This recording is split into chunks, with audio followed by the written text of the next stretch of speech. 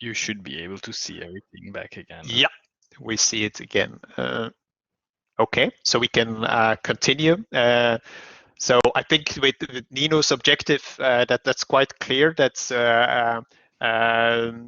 all the characteristics of a good learning objective are mentioned here. So I think that that's well done. Let's move to Natalia's learning objective.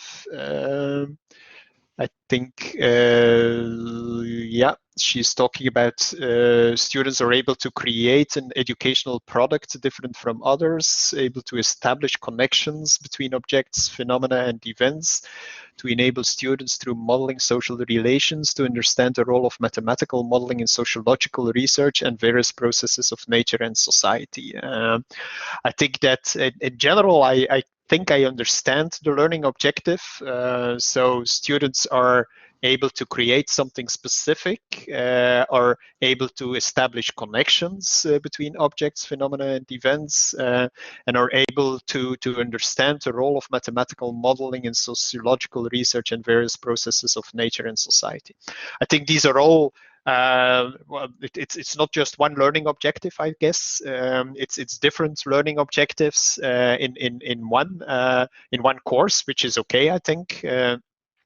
And especially the last, well, I like the fact that you're using active verbs, are able to create, or able to establish connections, or able to model social relations, to understand the role of mathematical modeling. So there is a lot of active verbs here used. I think that it's also quite specific in the sense that I can more or less understand what the subject of the course is, even without mentioning it.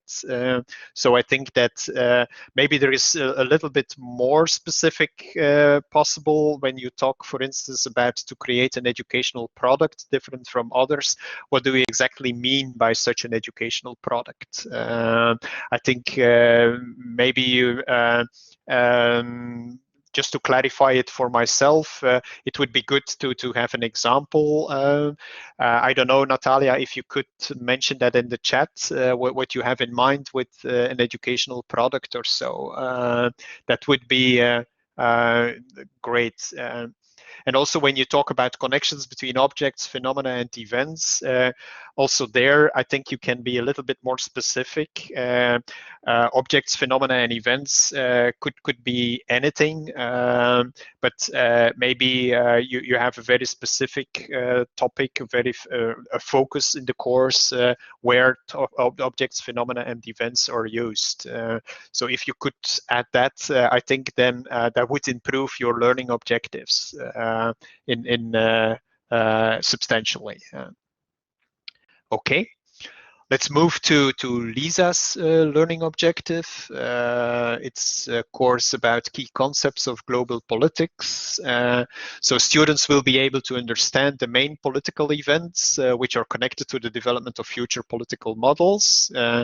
They will study the main theoretical issues of global politics, which will help to analyze the current processes. I think here, the learning objective should rather be they will study the main theoretical issues of global politics. To study is maybe not an active verb that you could use in a learning objective. I think it's better to say something like you did in the first sentence. Students will understand the main theoretical issues of global politics, which will help to analyze the current processes.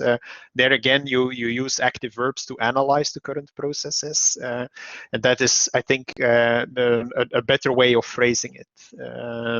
Has the skills of gathering, analyzing, and using data related to the current political issues. I think that is clear. Analyzing, using data, all active verbs. Based on the knowledge gained, they can make argumentative conclusions that will be used in professional activities. I think that is also quite good formulation. They can make argumentative conclusions. That is very clear what is meant by that. And okay, you need to read them all together to understand what the specific learning objectives are. I mean, sometimes it's said that if you take one learning objective, for instance, the last one, based on the knowledge gained, can make argumentative conclusions that will be used in professional activities. In terms of being specific, that could be improved, because if you read that without all the other objectives in mind, it's very hard to understand in which course this belongs to. I mean, this could also be applied to an engineering course, right? If you have the certain knowledge, you can argue what solution that might be necessary, and that solution is then a sort of professional activity as an engineer. Although I think that the course is not about engineering, like you mentioned, it's about global politics. So maybe you could do a little bit more effort here to increase the specificity of your learning objective by adding what kind of professional activity you have in mind, or what kind of conclusions that you have in mind.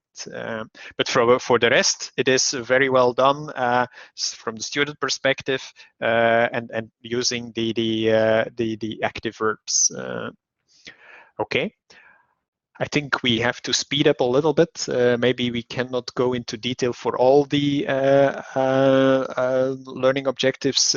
Vlad's learning objective reads as students will learn how to address the privacy of their personal data on the internet by learning the basics of digital security through collaborative work with the lecturer and hands-on experience. And then improvement will be evaluated by PRI, and so that's the assessment way. Students will learn how to address. I think that's okay to address the privacy of their personal data. That is an active verb. I think you will learn how to address. I think you could maybe simply say students will be able to, and then maybe address is what do you exactly mean by to address their personal data on the internet? So I think that what you want to say here is students will be able to protect the privacy of their personal data on the internet. So maybe that's even a stronger active verb that you could use. I'm just imagining, so it might need a bit more discussion, but I think that the students will be able to protect their personal data on the internet by learning the basics of digital security through collaborative work with the lecturer and hands-on experience. I think that it's about digital security. So maybe what you want to say here is that students will be able to understand the principles of or the basics of digital security. And then through the collaborative work with the lecturers and hands-on experience, that's the sort of learning activities that will lead to the learning objective. In principle, it's not necessary to mention that in a learning objective. I think that you could simply say that students will be able to protect their personal data on the internet, and students will be able will master the basics of digital security, will be able to apply, is maybe better, the basics of digital security in the protection of their personal data. Something like that could be even a bit more comprehensive learning objective here. Okay. Let's move to Christine's learning objective. Students must motivate and want to have good results. I think it's very important to be results focused. Yeah. I think I understand what Christine means here, but it's a very general learning objective. Maybe you need to focus a little bit more on what exactly the course is about, and then try to explain a bit more what you mean by results focused. I think that that could improve the learning objective substantially here. Okay. So what is exactly meant by results-focused approach? Okay, Salome, or Salome, I don't know how to pronounce it. Students will be able to analyze info about current educational programs of museums in order to evaluate their goals and methods, content, and their relevance both with particular museum's mission statement and needs of its community. I think that this is quite clear, student perspective, active verbs to analyze, and it's very specific, I think, too. It's about museums, it's about the educational programs in museums, and even for these educational programs, you're talking about the goals, the methods, the content, and the relevance. So it's very well done. So students, I think that this is a clear objective that could could be used. Okay. If we move on, Wouter, to the next page, Hamik, yeah, I think Hasmik needs a little bit more time to think about how to develop the learning objective, should be attainable, about IT skills, about motivation and outcomes. Yeah, I think you have now to write it down in a sentence that is in the smart way, I think. So otherwise it's difficult to understand that learning objective. The same is a little bit true for Tamar, I think. Analyzing motivation, IT skills, collaborative working, sharing, involving in the learning process. I think that that also needs a bit more development here. If you have seen the other learning objectives by the other participants in the training, I think you might grasp the idea and see what is meant here and how you could probably transform all these words that you now have into a smart way definition or defined learning objective. Sorry.